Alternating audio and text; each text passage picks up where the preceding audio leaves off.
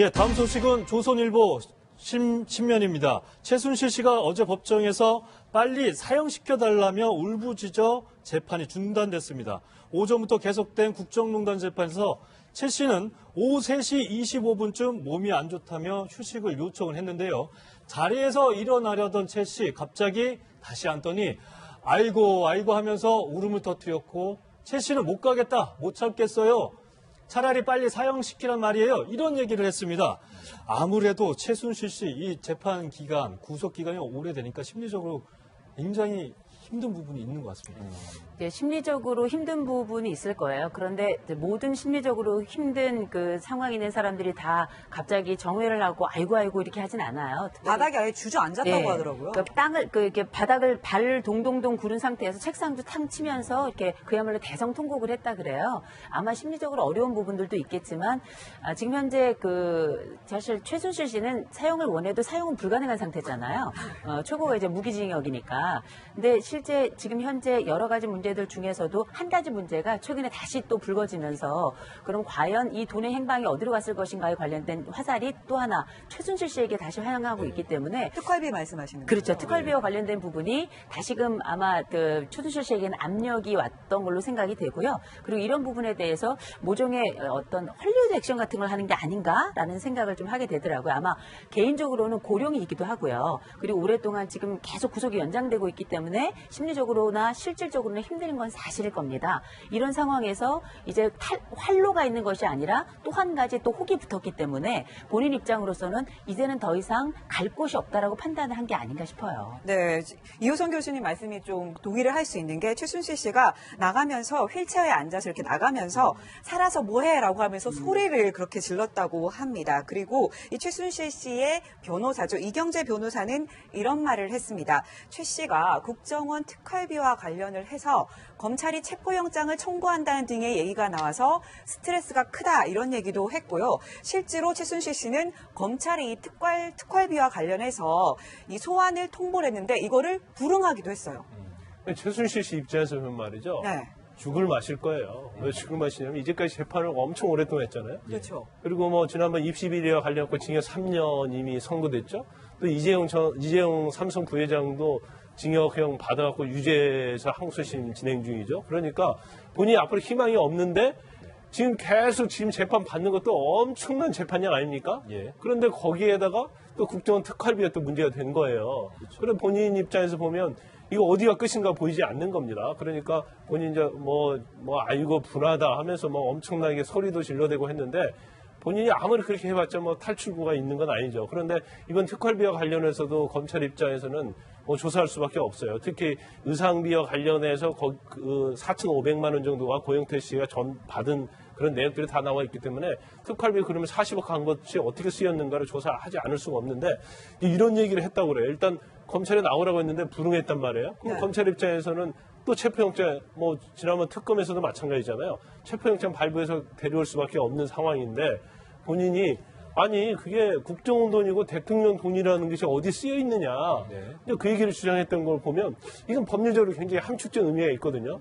왜냐하면 현금으로 건너갔잖아요. 네. 그러니까 그걸 밝힐 수 없다는 것도 되는데 자기도 그 돈이 무슨 돈인지는 모를 수도 있는 거잖아요. 모를 수도 있겠지만 나오는 검찰은 충분히 알고 있다고 보는 거예요. 그리고 현금으로 건너갔는데 그 현금 자체에 우리가 띠지라고 붙이지 않습니까? 네. 그럼 거기가 어디 은행이라고 찍혀 있단 말이에요. 근데 40억들이 건너갔는데 띠지가 없어요. 다 고무줄로 돼 있단 말이에요. 네. 그러니까 본인 입장에 있어서도 만약 그 띠지가 은행이 써 있는 띠지라도 됐다고 한다면 의상비가 국정원 특활비에서 온 것이다 하고 증거가 될 수 있죠.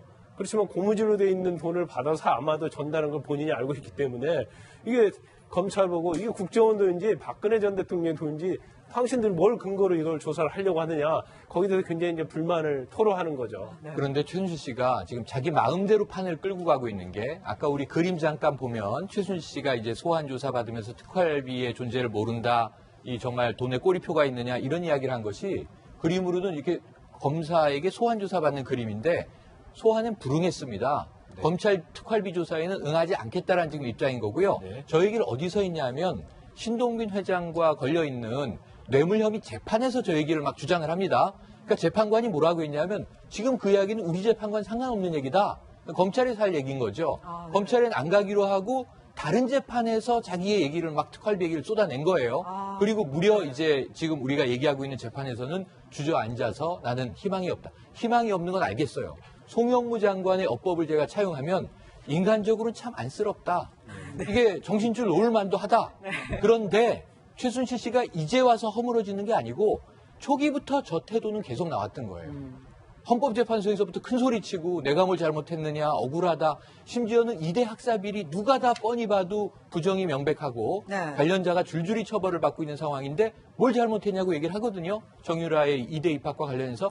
그럼 이게 반성의 여지가 없잖아요. 그러니까 웬만큼 반성을 해야 인간적 연민으로 그래도 한 명의 사람인데 힘들긴 하겠다. 이 연민과 공감을 줄 수도 있겠는데 지금 뭘 잘못했다고 인정했습니까? 아니면 국민들에게 반성했습니까? 처음에 독일에서 들어올 때만 모자 푹 눌러쓰고 딱 한 번 카메라에서 죽을 죄를 지었습니다. 그 이후에는 아무것도 인정하지 않고 있다는 점에서는 참 이게 동정과 연민도 주기가 어려운 인물 아닌가 싶습니다. 네. 하여튼 최순실 씨 재판이 계속해서 되면서 혐의도 추가가 되고 있으니까 이런 부분에서 아무래도 심리적인 압박은 적지 않은 것으로 보입니다. 네, 바로 이분입니다. 우병우 전 청와대 민정수석인데요. 그리고 그 옆에 휴대전화가 있습니다. 바로 어제 국정농단 재판에 출석한 우 전 수석이 돌아가는 길에 갑자기 압수수색을 당했습니다. 자, 검찰에서 갑자기 남자가 나와서 이런 말을 합니다. 영장을 집행하러 왔다라고 하니까 차에 타려던 우병우 전 수석이 동그랗게 뜬 눈을 하면서 무슨 영장이요? 라고 되묻습니다. 자, 어제 영상을 좀 보면요. 우 전 수석이 굉장히 놀라고 당황한 모습이에요. 우 전 수석 전혀 예상하지 못했겠죠. 그렇죠. 이걸 이제 요즘 말로 하자면 깜놀이죠. 깜놀. 깜짝 놀란 거죠. 그러니까 미처 영장이 나올 거라는 예측을 못했던 것 같아요. 그리고 막상 영장이 나온다 하더라도 뭘 가져갈 수 있을까 이런 생각을 했던 것 같은데 네. 막상 영장이 나왔고 그 영장을 통해서 지금 휴대폰하고 차량에 대한 압수수색이 있었잖아요.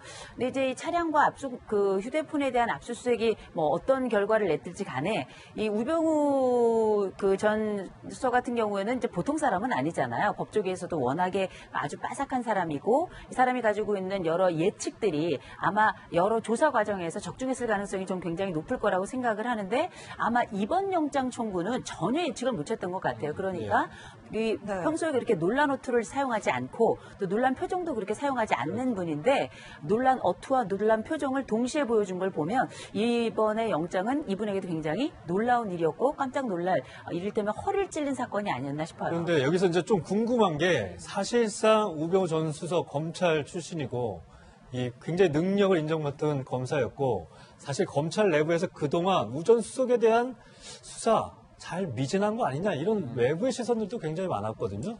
그리고 또 하나 좀 뭐 이건 의심이 여러 군데서 나오지만 이렇게 압수수색을 하게 되면 혹시라도 우 전 수석의 귀에 먼저 들어가는 우려도 있는 거 아닙니까?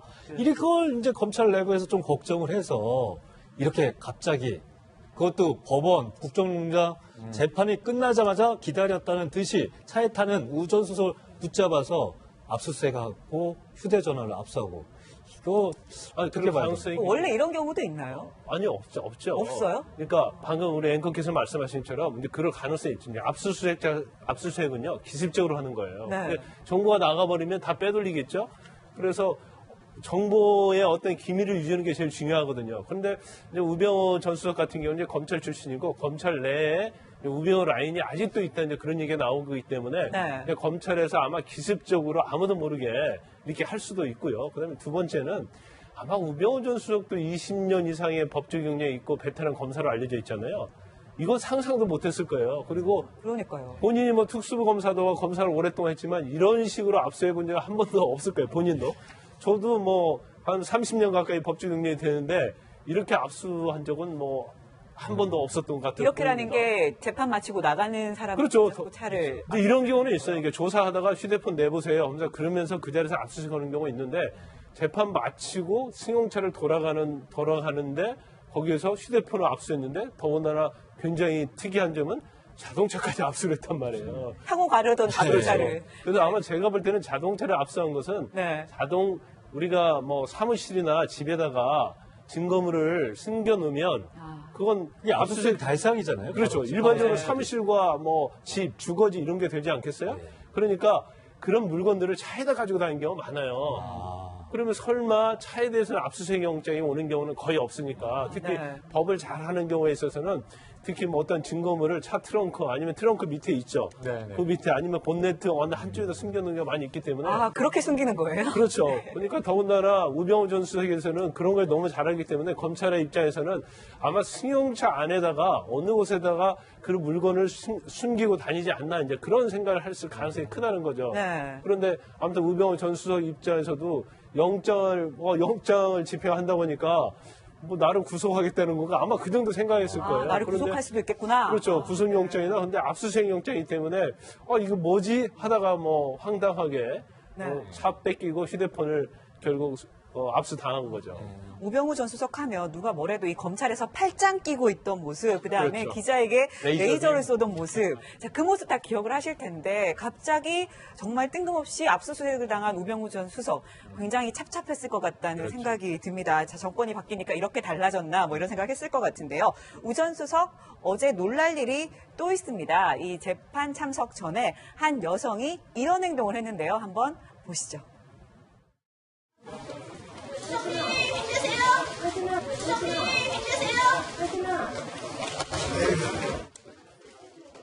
네, 수석님 힘내세요.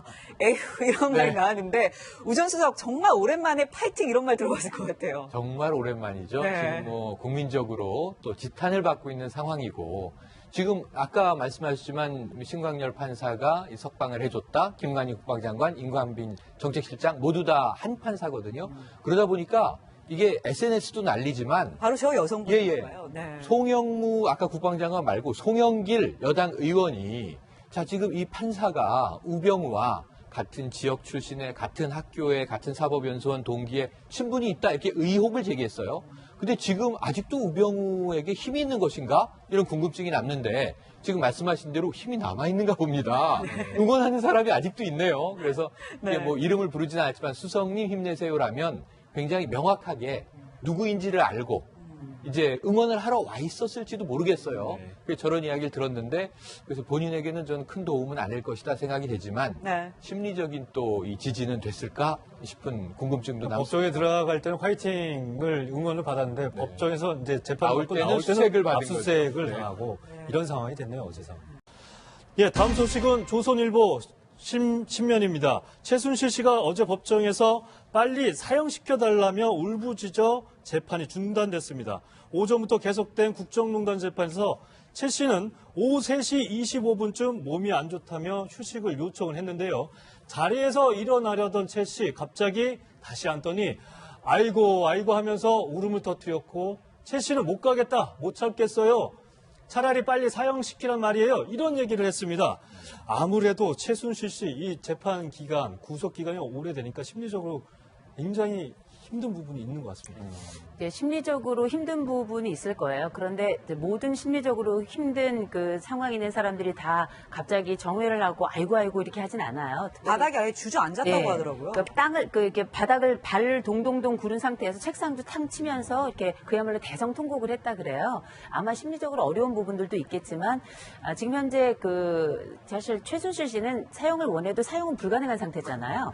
최고가 이제 무기징역이니까. 근데 실제 지금 검찰이 이 특활비와 관련해서 이 소환을 통보를 했는데 이거를 불응하기도 했어요. 최순실 씨 입장에서 보면 말이죠. 네. 죽을 마실 거예요. 왜 죽을 마시냐면 이제까지 재판을 엄청 오랫동안 했잖아요. 그렇죠. 그리고 뭐 지난번 입시 비리와 관련해서 징역 3년 이미 선고됐죠. 또 이재용 삼성 부회장도 징역형 받아갖고 유죄에서 항소심 진행 중이죠. 그러니까 본인이 앞으로 희망이 없는데 지금 계속 지금 재판 받는 것도 엄청난 재판량 아닙니까? 예. 그런데 거기에다가 또 국정원 활로가 있는 것이 아니라 또 한 가지 또 혹이 붙었기 때문에 본인 입장으로서는 이제는 더 이상 갈 곳이 없다라고 판단을 한 게 아닌가 싶어요. 네, 이호선 교수님 말씀이 좀 동의를 할 수 있는 게 최순실 씨가 나가면서 휠체어에 앉아서 이렇게 나가면서 살아서 뭐해라고 하면서 소리를 그렇게 질렀다고 합니다. 그리고 이 최순실 씨의 변호사죠. 이경재 변호사는 이런 말을 했습니다. 최 씨가 국정원 특활비와 관련을 해서 검찰이 체포영장을 청구한다는 등의 얘기가 나와서 스트레스가 크다 이런 얘기도 했고요. 실제로 최순실 씨는 현재 여러 가지 문제들 중에서도 한 가지 문제가 최근에 다시 또 불거지면서 그럼 과연 이 돈의 행방이 어디로 갔을 것인가에 관련된 화살이 또 하나 최순실 씨에게 다시 향하고 있기 때문에 특활비 말씀하시는 그렇죠. 거죠? 특활비와 관련된 부분이